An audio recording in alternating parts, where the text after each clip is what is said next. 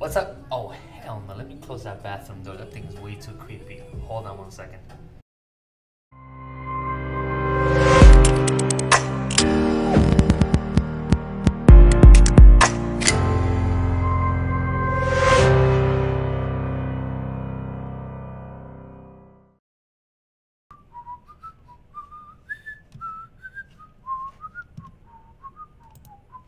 I'm doing everything wrong.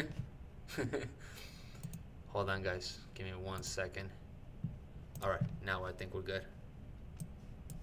Let's do this. Boom, boom, boom, boom. My computer is slow. Someone donate me one. Alright. Alright. So, I promised you guys a video. I think I put a status on Thursday saying that the video was going to come out on Friday. Obviously, it did not because today is Saturday. Hopefully, this comes out today. I still have to record it, edit it. So, if it comes out on Sunday or even Monday, I'm sorry to all my fans out there. I know you guys are really looking forward to this. I want to give you guys an update about the home search that I'm doing for myself. And as it says right there on the first slide, this sucks. And it's not that it sucks in the sense of let's see, how can I put this correctly? It sucks because there's quite a few properties that are actually really good properties that for one reason or another, which I'm going to get more into it in a little while, it just couldn't happen. It just didn't happen. It didn't work out. So it sucks in that sense. You know, you find a good one, you move quickly, you put an offer in, and for one reason or another, sometimes it just didn't stick, and that was just disappointing. So let's go through it. Let's go through a few things that I found out throughout this process. The first thing is that I don't know how to use PowerPoint. All right, click, whatever. So let's move my ugly face out of the way. Make this a little bit smaller, actually. Perfect. All right. So the first thing that I realized about looking at properties for myself is that I'm not really as emotional as I thought I was going to be about the process and about finding the house. I was actually very mature, I knew exactly what I wanted. I'm only going to go for that one house that I know, meets those goals that I set for myself. And I'm just kidding. Got him! That is not what happened whatsoever. I don't know if it's psych like this or psych like that. You stupid. I Googled it. I had Urban Dictionary and then I had PSYCH. So I know one of them is right, so I'll leave it like that. It was actually very difficult to stick to a plan. And it was very difficult to not be emotional about it. There were times where I found houses that just showed so well, that were so pretty, it was just redone very nicely that made it difficult to not move forward with it, even if it was more than I was planning on doing. And I do have some examples, going on. I'll show you guys in just a second. Now, I do have a tip for you guys, like I just said. The first thing that I think you guys need to do if you're going through the process or if you're thinking about going through the process is to really have a goal in mind and just write it down. If you're like, okay, my goal is to find a 3-family house that makes me X amount of dollars on a monthly basis, that will cost me out of pocket up to a certain amount of money, and stick to it. There are times where you need to be a little more flexible, but all within reason, and if you have a goal, for example, my goal was to put as little money down as possible in order to leverage the fact that I'm using a first-time homebuyer program like FHA, which requires only 3.5%. So what I'm trying to do is I'm trying to get the seller to help me with some closing costs. I'm trying to get seller concessions, and in order to minimize my out-of-pocket expense. But for some properties, I completely changed my goal, and I just went a whole different route. And I found myself trying to convince myself that the property made sense, even though it wasn't actually part of the plan. It wasn't really what I was looking for. It wasn't what I was planning on doing when I first started, and I just caught myself just chasing the next shiny object. You know what I mean? So we're going to go through some of the houses that I actually put offers on so that you can see what I went through. And I'm going to tell you my experiences and some of the reasons for why I went for these properties. There's a total of 5 houses that I put offers on. So let's start with the first one. So house number 1, and these are not necessarily in order. I don't know why I didn't do it in order. I should have just done that. So just don't mind that. House number one was a bank-owned property in West Haven. It's a two-family house. It was actually a pretty decent size for being a two-family. The house was listed at $135,000. Like I said, it's a two-family house, bank-owned property. So my thought, I guess, about going into this property was that I already changed the financing altogether. So now I'm looking for a three-family house that is move-in ready, a two-family house that needs work. It just comes on the market, and I'm like, oh shit, let's go for it, even though it made no sense for me. So I went in with an offer for a 203K at $142,000, and I was asking for $5,000 in closing costs in order to help me, absorb some of the costs of purchasing the property. So about a week and a half later or so, I'm told that this property, the lender on it, the bank that owns the property, did not want any rehab loans. They only wanted cash offers. So that's why this one couldn't happen. I was a little bit disappointed because after fixing up the property, I thought it could be worth a lot more than what it was listed for. So that's why that one just didn't work out. But it was a nice house nonetheless. Now, house number two, it's Washington Avenue in West Haven. It was listed at $250,000.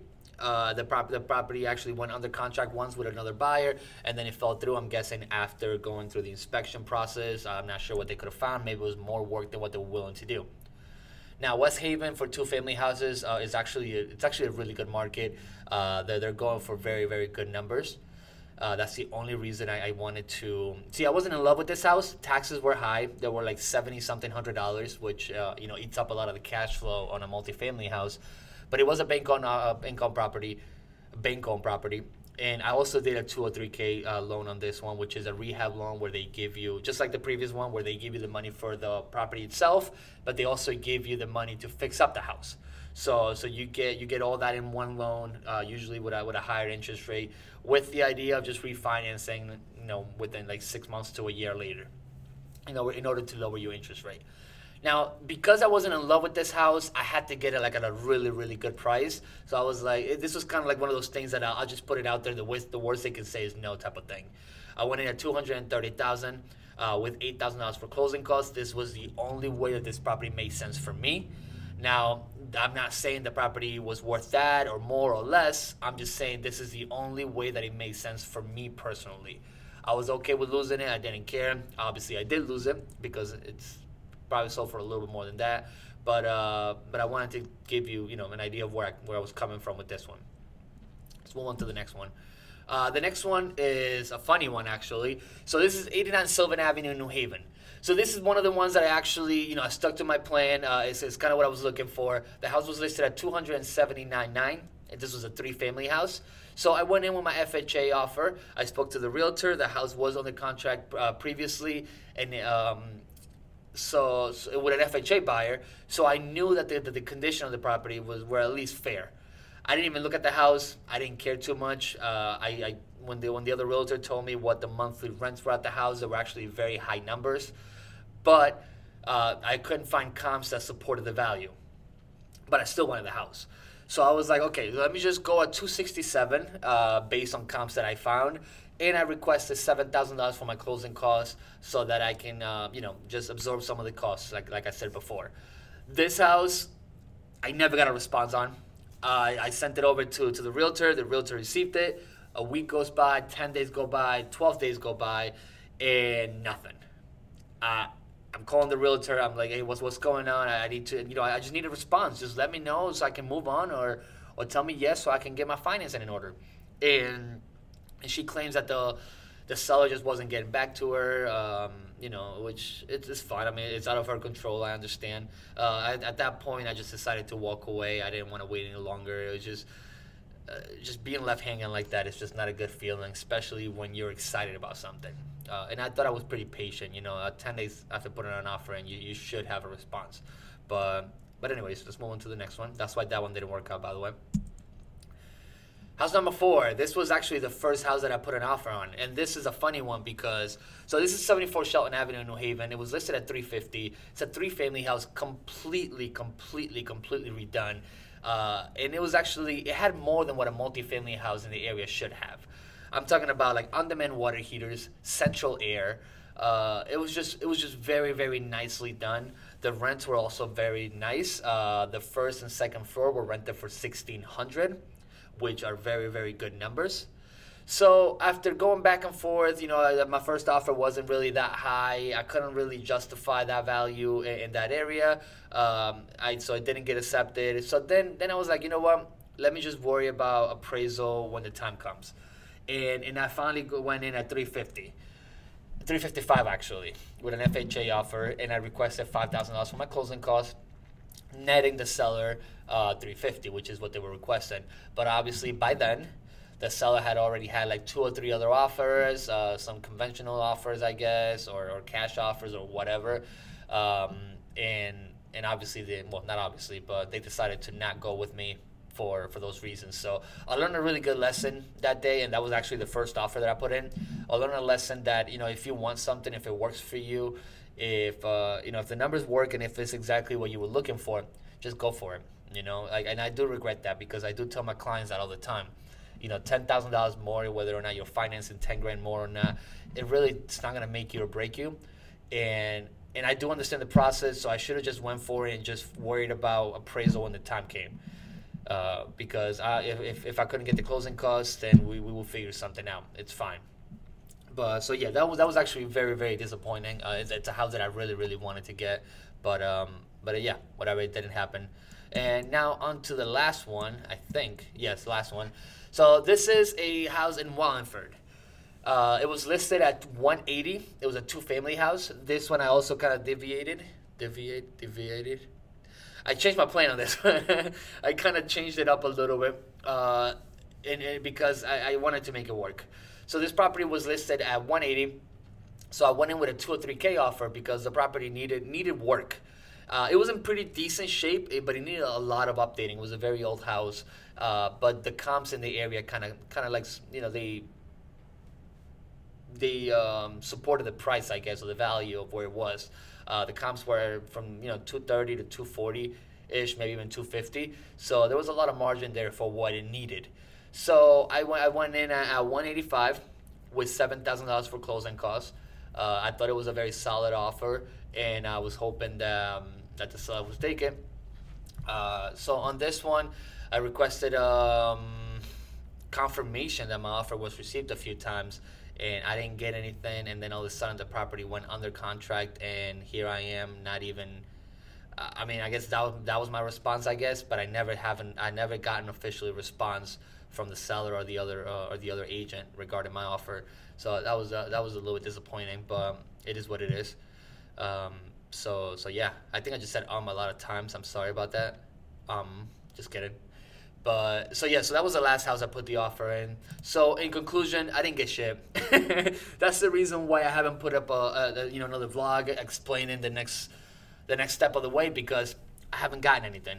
There was one more house that went on the market recently that I really wanted to go for, and one of my clients showed interest on the property, so I didn't go for it. I didn't think that it was right if one of my clients was interested in the house, me knowing obviously what the offer is that they're going to be placing. I felt like it put me in a weird situation that I just didn't want to be part of, so I just let my client take it. And luckily, as you will see at the end of the video, yesterday when I started recording last night, I received a very good phone call, actually a text message regarding that house. But yeah, guys, so that I just wanted to give you guys an update on that. Thank you so much for watching all this. I hope it I don't know if it helped or not, but I wanted to give you an update nonetheless.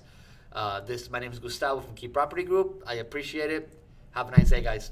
Thank you. Bye. So let's give this a shot, guys. Hopefully everything sounds good. Hopefully everything looks good. I know I'm sitting in the dark in my office right now. I'm the only one here. And oh shit, I just got an offer accepted. Oh, that is so awesome. It is a house that one of my clients wanted. We're gonna talk about it in a little while, but I have to give them the good news first. So sorry guys, I'll be right back. And this is actually completely true. Like, I'm not making this up. How the fuck do I cancel this? Stop! Was I even recording? Stop it. You stupid. They're not. What's 9 plus 10? 21. You stupid.